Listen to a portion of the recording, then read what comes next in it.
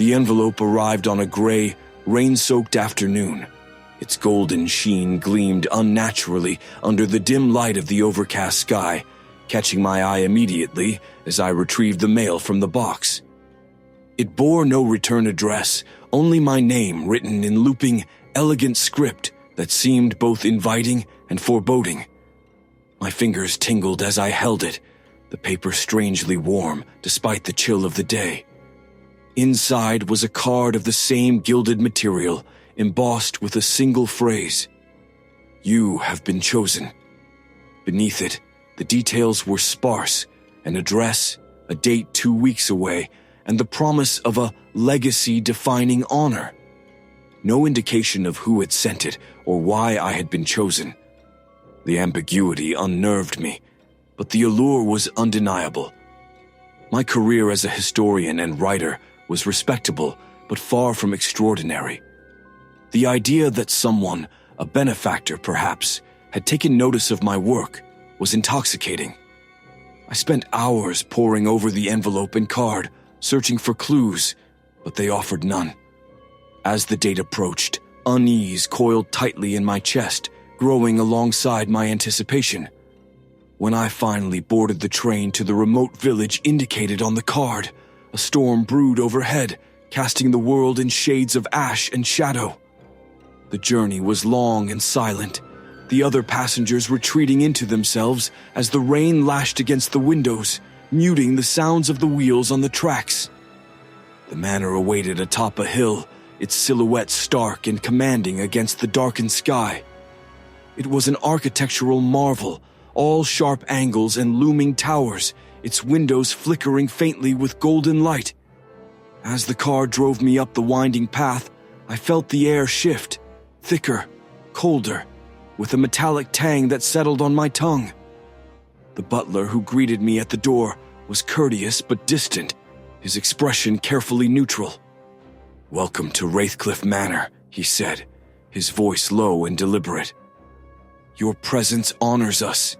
Please, allow me to show you to your room." Inside, the manor was sumptuous, but unsettling. Chandeliers dripped with crystals that caught the light like frozen tears, and the walls were lined with portraits of solemn-faced individuals whose eyes seemed to follow me as I passed. The floor beneath the deep rugs creaked faintly, the sound muffled but persistent, as though the house itself was alive. My room was no less grand, a sprawling space with antique furniture and a window that overlooked the mist-shrouded grounds. On the bed lay a velvet box tied with a ribbon, containing a gold pin in the shape of a laurel wreath. Beneath it, a note simply read, "Wear this at the ceremony." Midnight. Midnight? A cold shiver ran down my spine. Something about the specificity felt wrong, as if I were a piece in a puzzle I couldn't yet see. I spent the hours before the ceremony wandering the halls, hoping to find answers among the other guests. There were a dozen of us, each dressed impeccably, each wearing the same pin on their lapels.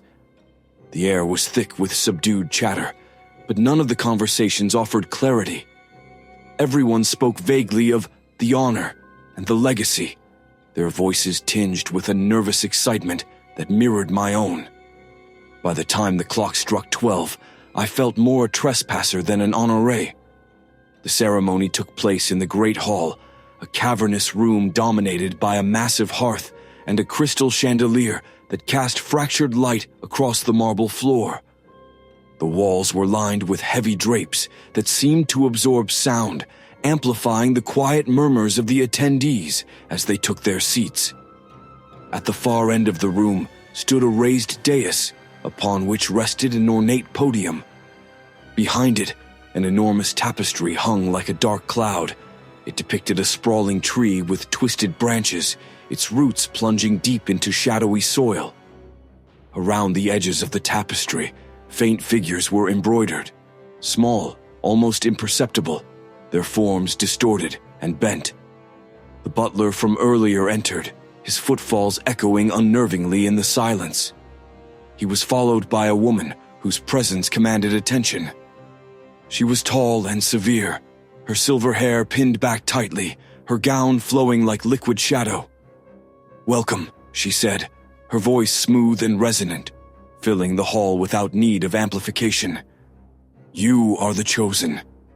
Tonight, you join a lineage that stretches back centuries, a chain of brilliance and purpose.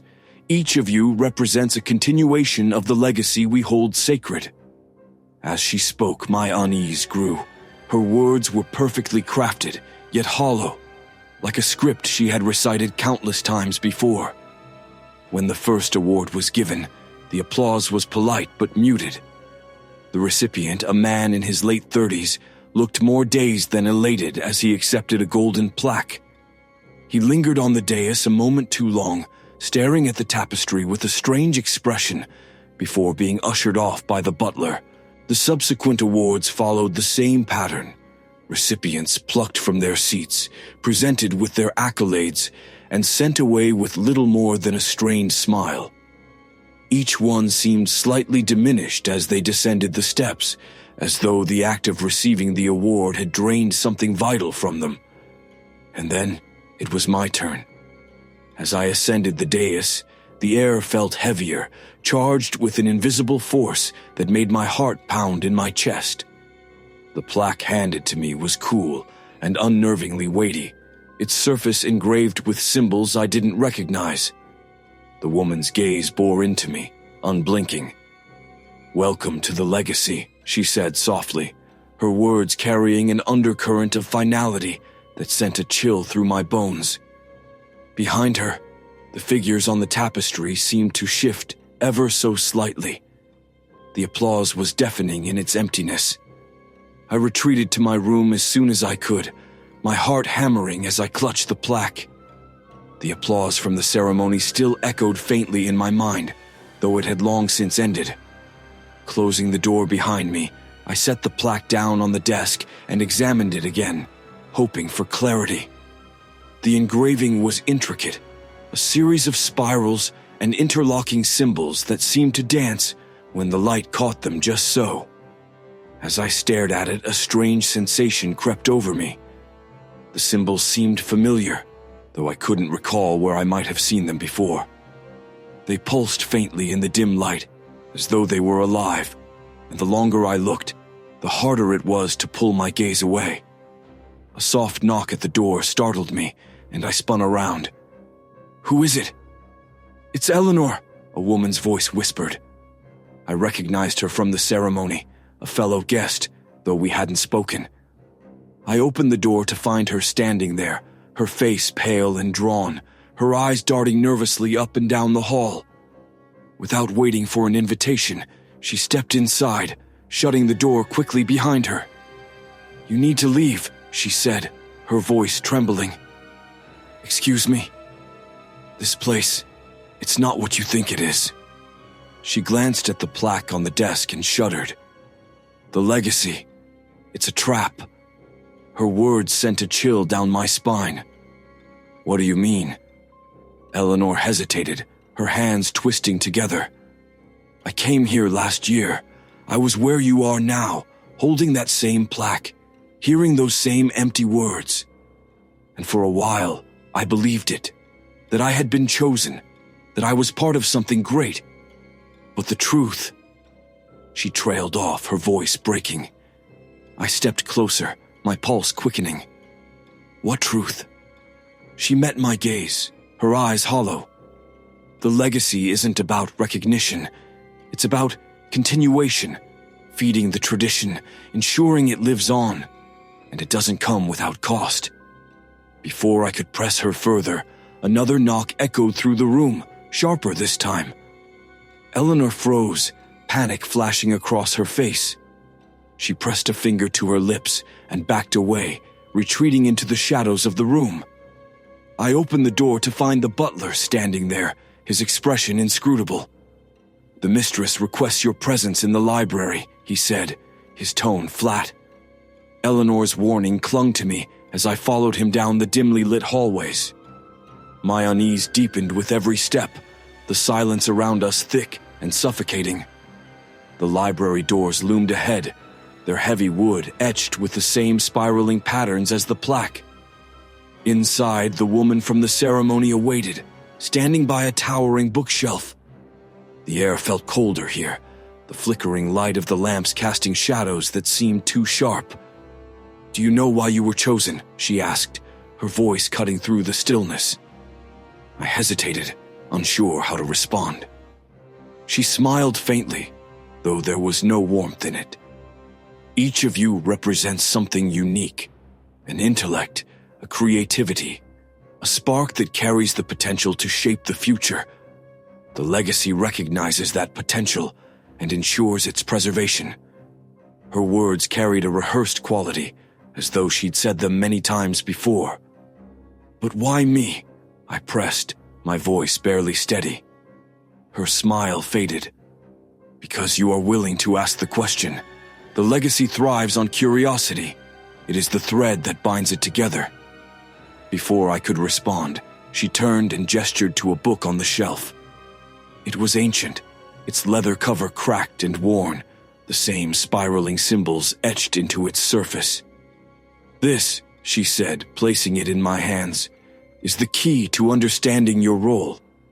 Study it well. The legacy demands nothing less." Back in my room, the book sat heavy in my lap, its pages thick and uneven, the writing within faint and angular.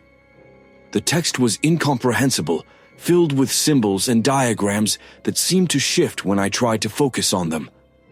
But as I turned the pages, a pattern began to emerge, a ritual, or perhaps a set of instructions. Eleanor's words echoed in my mind. The legacy is a trap. The room felt colder, the shadows pooling in the corners darker than they should have been. As I studied the book, a strange rhythm began to hum at the edge of my hearing, a low, pulsing beat that seemed to resonate from the plaque on the desk. The symbols on the plaque were glowing faintly now, their light pulsing in time with the hum. I approached it cautiously, reaching out to touch its surface. The instant my fingers brushed the metal, a shock ran through me, and the hum grew louder. The room seemed to tilt, the air thickening as the shadows writhed and stretched. The symbols on the plaque shifted, rearranging themselves into a new pattern, a map. A knock at the door shattered the moment. It was Eleanor again, her face etched with urgency. "I saw the light," she said, her gaze darting to the plaque. "You've activated it." "Activated what?" I demanded. "The connection," she whispered. "It's how they keep the legacy alive. The symbols guide you to the heart of the ritual, to the place where the choice must be made." "What choice?" She hesitated, her voice dropping to a whisper. "To join the legacy, or to end it." Her words hung heavy in the air as the hum from the plaque intensified, the map glowing brighter. The choice lay before me, but I couldn't yet see the cost. Eleanor's hand gripped my arm. "If you go, you may never return the same. But if you don't, the legacy will claim you anyway." My pulse quickened as the glowing map burned its image into my mind. The path was clear, but the destination remained shrouded in shadow. The path etched into the plaque led me deep into the manor's belly. Armed with a single flickering candle and the ancient book clutched tightly in my hands, I descended into the darkness, each step heavier than the last.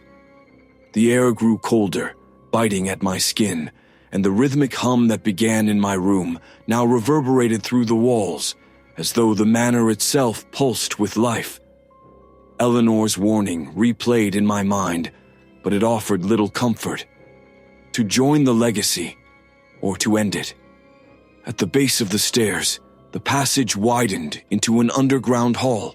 The stone walls glistened faintly, slick with condensation, and the faint scent of earth and age lingered in the air. At the far end, a set of double doors loomed, massive and ornately carved with the same spiraling symbols that had haunted me since my arrival. The glow from the plaque's map had faded, but I knew this was the destination it had promised. Pushing the doors open required effort, as though the air itself resisted my intrusion. Inside, the room was cavernous, its ceiling lost in shadows. In the center stood a massive tree, its trunk gnarled and blackened, its roots spreading outward like claws, sinking into the cold stone floor. The air around it shimmered faintly, as though charged with energy. The book in my hands grew heavier, its presence almost unbearable. With trembling fingers, I flipped to the marked page, the angular text and symbols now clearer, almost readable, as if the tree itself willed me to understand. To preserve is to surrender. To sever is to awaken. The words echoed in my mind, not in my own voice, but in a deep, resonant tone that seemed to come from the tree.